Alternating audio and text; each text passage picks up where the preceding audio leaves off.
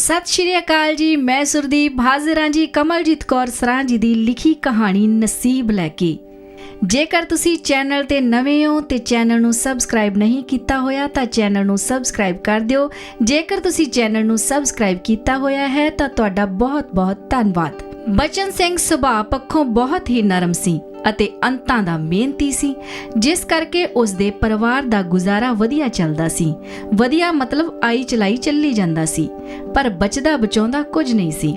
ਉੱਪਰੋਂ 3 ਨਿਆਣੇ ਹੋ ਗਏ, 2 ਮੁੰਡੇ ਤੇ 1 ਕੁੜੀ। ਬਚਨ ਸਿੰਘ ਦੇ ਘਰਵਾਲੀ ਦਾ ਸੁਭਾਅ ਅੜਬ ਸੀ, ਜਿਸ ਕਰਕੇ ਉਸ ਦੀ ਗਲੀ ਗੁਆਂਢ ਦੀਆਂ ਜਨਾਨੀਆਂ ਨਾਲ ਨਹੀਂ ਬਣਦੀ ਸੀ। ਸਾਰਾ ਦਿਨ ਡੰਗਰਾਂ ਨਾਲ ਡੰਗਰ ਹੋਈ ਰਹਿੰਦੀ। ਦਿਨੋਂ ਦਿਨ ਵੱਧਦੀ ਮਹਿੰਗਾਈ ਕਰਕੇ ਘਰ ਦਾ ਗੁਜ਼ਾਰਾ ਬੜੀ ਮੁਸ਼ਕਲ ਨਾਲ ਚੱਲਣ ਲੱਗਾ ਸੀ। ਦੋਨੋਂ ਜੀ ਆਪ ਵੀ ਅਨਪੜ੍ਹ ਹੋਣ ਕਰਕੇ ਜਵਾਕਾਂ ਨੂੰ ਵੀ ਸਕੂਲ ਨਾ ਭੇਜਦੇ, ਜਿਸ ਕਰਕੇ ਤਿੰਨੋਂ ਹੀ ਜ਼ਿਆਦਾ ਪੜ੍ਹ ਲਿਖ ਨਾ ਸਕੇ। ਸਮਾਂ ਲੰਘਦਾ ਗਿਆ। ਦੋਨੋਂ ਮੁੰਡੇ ਤੇ ਕੁੜੀ ਹੁਣ ਜਵਾਨ ਹੋ ਚੁੱਕੇ ਸਨ।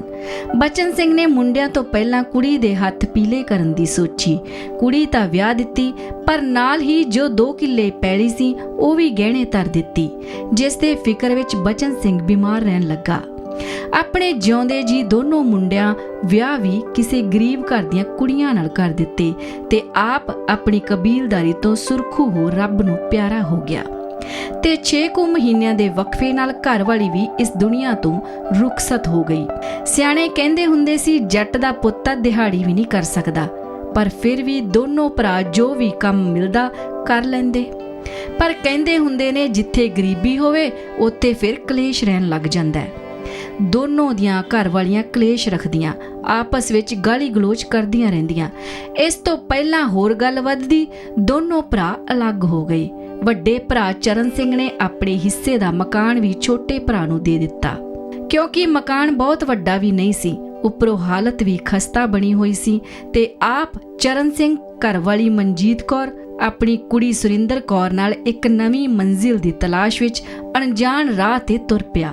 ਉਸ ਨੂੰ ਸਮਝ ਨਹੀਂ ਸੀ ਲੱਗ ਰਹੀ ਕਿ ਉਹ ਕਰੇ ਤਾਂ ਕੀ ਕਰੇ, ਕਿਉਂਕਿ ਨਾ ਤਾਂ ਉਸ ਕੋਲ ਜ਼ਿਆਦਾ ਪੈਸੇ ਸਨ ਤੇ ਨਾ ਹੀ ਕੋਈ ਰਹਿਣ ਦਾ ਟਿਕਾਣਾ ਸੀ। ਪਰ ਜੋ ਕਿਸਮਤ 'ਚ ਲਿਖਿਆ ਹੋਵੇ ਉਹੀ ਹੁੰਦਾ ਹੈ। ਬੰਦਾ ਤਾਂ ਬਸ ਉਸ ਪਰਮਾਤਮਾ ਦਾ ਹੁਕਮ ਵਜਾਉਂਦਾ ਰਹਿੰਦਾ ਹੈ ਤੇ ਉਹ ਵੀ ਆਪਣੇ ਕਰਮਾਂ 'ਚ ਲਿਖਿਆ ਦਾਣਾ ਪਾਣੀ ਚੁਗਣ ਲਈ ਸ਼ਹਿਰ ਪਹੁੰਚ ਜਾਂਦਾ ਹੈ। ਉਸ ਸਮੇਂ ਰਹਿਣ ਸਹਿਣ ਦੀ ਇੰਨੀ ਸਮੱਸਿਆ ਨਹੀਂ ਸੀ ਹੁੰਦੀ, ਕਿਉਂਕਿ ਲੋਕ ਵੀ ਮਿਲਵਰਤਨ ਵਾਲੇ ਹੁੰਦੇ ਸਨ ਅਤੇ ਇੱਕ ਦੂਜੇ ਦੀ ਮਦਦ ਵੀ ਦਿਲ ਖੋਲ ਕੇ ਕਰਦੇ ਸਨ। ਉਸ ਨੂੰ ਵੀ ਉਹਨਾਂ ਦੇ ਪਿੰਡ ਦਾ ਇੱਕ ਵਿਅਕਤੀ, ਜੋ ਉਸ ਦਾ ਪੁਰਾਣਾ ਮਿੱਤਰ ਵੀ ਸੀ, ਮਿਲ ਗਿਆ, ਜੋ ਉੱਥੇ ਬਹੁਤ ਵੱਡੇ ਅਦਾਰੇ ਵਿੱਚ ਕੰਮ ਕਰਦਾ ਸੀ। ਹੋਰ ਚਰਨ ਸਿਓ, ਕੀ ਹਾਲ ਨੇ? ਅੱਜ ਇੱਧਰ ਕਿਵੇਂ ਭਾਬੀ ਨੂੰ ਨਾਲ ਲੈ ਕੇ ਬਾਜ਼ਾਰ ਆ ਗਿਆ? ਕਿਤੇ ਜਾ ਰਿਹਾ ਕਿ? ਇੱਕੋ ਹੀ ਸਾਹ ਕਿੰਨੇ ਸਵਾਲ ਨਰੰਗ ਉਸ ਨੂੰ ਕਰ ਗਿਆ। ਪੈਰ ਜੇ ਮਲਦਾ ਚਰਨ ਬਸ ਉਈ ਕੁਛ ਨਹੀਂ, ਪਰ ਮਨ 'ਚ ਸੋਚਦਾ ਦੱਸਾਂ ਕਿ ਨਾ ਦੱਸਾਂ। ਅਜੇ ਇਸੇ ਜਦੋਜਹਿਦ ਵਿੱਚ ਹੀ ਸੀ ਕਿ ਨਰੰਗ ਬੋਲਿਆ, ਲੱਗਦਾ ਤੂੰ ਬਹੁਤ ਪਰੇਸ਼ਾਨ ਹੈ।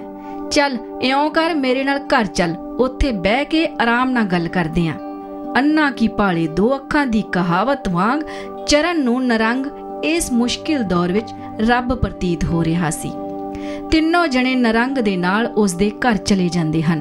ਸੁਰਿੰਦਰ ਬਹੁਤ ਛੋਟੀ ਹੋਣ ਕਰਕੇ ਸਮਝ ਨਹੀਂ ਪਾ ਰਹੀ ਸੀ ਕਿ ਉਹ ਕਿੱਥੇ ਆ ਗਏ। ਉਸ ਨੂੰ ਤਾਂ ਚਾਅ ਜਾ ਚੜਿਆ ਪਿਆ ਸੀ ਕਿ ਅਸੀਂ ਕਿਤੇ ਬਾਹਰ ਆਏ ਹੋਏ ਹਾਂ। ਉਹ ਨਰੰਗ ਦੀਆਂ ਕੁੜੀਆਂ ਨਾਲ ਖੇਡਣ ਲੱਗ ਜਾਂਦੀ ਹੈ। ਨਰੰਗ ਦੀ ਘਰਵਾਲੀ ਵੀ ਸਾਊ ਸੁਭਾਅ ਦੀ ਮਾਲਕ ਉਹਨਾਂ ਨੂੰ ਚਾਹ ਪਾਣੀ ਦੇ ਪਿੰਡ ਦੀ ਸੁੱਖ ਸਾਂਦ ਪੁੱਛਦੀ ਹੈ। ਨਰੰਗ ਚਰਨ ਦੀ ਮੁਸ਼ਕਿਲ ਜਾਣਨ ਲਈ ਗੱਲ ਸ਼ੁਰੂ ਕਰਦਾ ਹੈ। ਚਰਨੇ, ਤੂੰ ਯਾਰ ਕੁਝ ਨਾ ਲਗਾ, ਮੈਨੂੰ ਤੇਰੇ ਹਾਲਾਤ ਠੀਕ ਜਿਹੇ ਨਹੀਂ ਲੱਗਦੇ। ਚਰਨੇ ਦੇ ਤਾਂ ਜਿਵੇਂ ਉਸ ਨੇ ਦੁੱਖ ਦੀ ਰਗ ਤੇ ਹੱਥ ਰੱਖ ਦਿੱਤਾ ਹੋਵੇ। ਚਰਨ ਹੁਬਕੀ ਹੁਬਕੀ ਰੋਣ ਲੱਗ ਜਾਂਦਾ ਹੈ। ਕੀ ਦੱਸਾਂ ਭਰਾਵਾ, ਗਰੀਬੀ ਨੇ ਮਾਰ ਲਿਆ। ਜੋ ਕੁਝ ਸੀ ਸਭ ਗਿਆ। ਹੁਣ ਸਾਡੇ ਕੋਲ ਆ ਤੇੜ ਪਾਏ ਕੱਪੜੇ ਹੀ ਨੇ, ਨਾ ਰਹਿਣ ਲਈ ਕੋਈ ਟਿਕਾਣਾ ਹੈ, ਨਾ ਹੀ ਮੇਰੇ ਕੋਲ ਕੋਈ ਕੰਮ ਹੈ।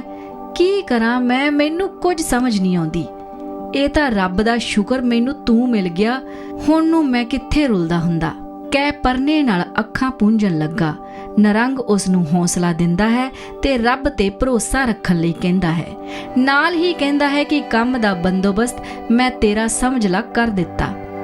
ਰਹੀ ਗੱਲ ਰਹਿਣ ਦੀ, ਉਹ ਵੀ ਉਸ ਪਰਮਾਤਮਾ ਦੀ ਕਿਰਪਾ ਨਾਲ ਹੋ ਜਾਊ।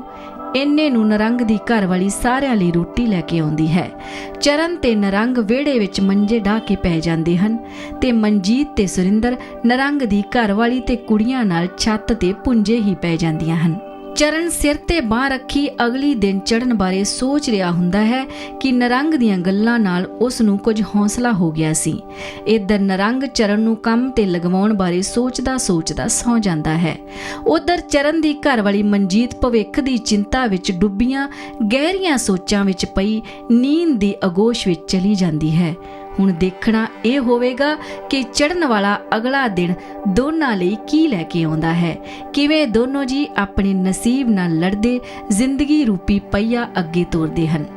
ਸੋ ਜੀ ਇਹ ਕਹਾਣੀ ਕਮਲਜੀਤ ਕੌਰ ਸਰਾਂ ਜੀ ਦੀ ਲਿਖੀ ਹੋਈ ਥੋੜੀ ਜੀ ਲੰਬੀ ਹੈ, ਸੋ ਆਪਾਂ ਇਹਨੂੰ ਕੁਝ ਕੁ ਭਾਗਾਂ ਦੇ ਵਿੱਚ ਕਰਾਂਗੇ। ਸੋ ਜੀ ਅਹਿਸਾਸ ਚੈਨਲ ਦੇ ਨਾਲ ਜੁੜੇ ਰਹੋ। ਇਸ ਕਹਾਣੀ ਵਿੱਚ ਦੇਖਦੇ ਹਾਂ ਇੱਕ ਇਨਸਾਨ ਦਾ ਨਸੀਬ ਉਸ ਨੂੰ ਕਿੱਥੇ ਤੱਕ ਲੈ ਜਾਂਦਾ ਹੈ ਤੇ ਕੀ ਕੁਝ ਕਰਵਾ ਦਿੰਦਾ ਹੈ। ਮਿਲਦੇ ਹਾਂ ਅਗਲੇ ਭਾਗ ਦੇ ਨਾਲ। ਧੰਨਵਾਦ ਜੀ।